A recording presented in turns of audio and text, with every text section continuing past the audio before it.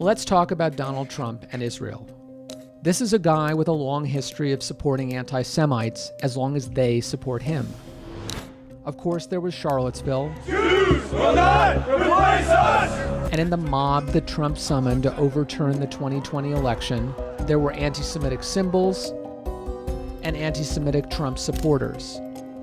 Trump has never criticized them. He promises to pardon them. Would you pardon What's those going to people? happen? Oh, absolutely I would. Even though they beat up cops and built a gallows to hang his own vice president.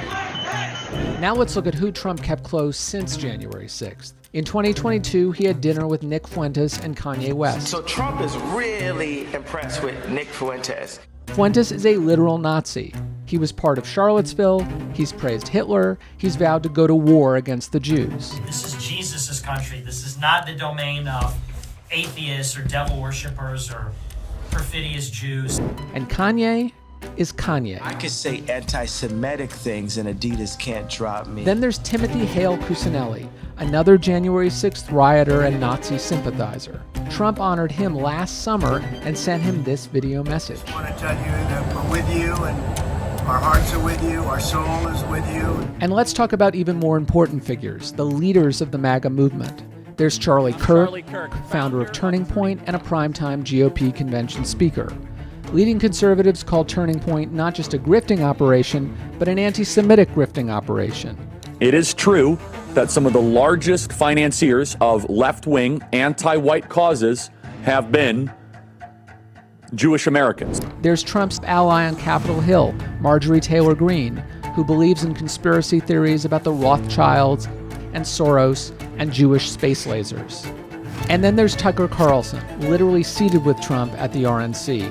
Carlson promotes the anti-Semitic white replacement theory, which says elites are flooding the country with immigrants to take power.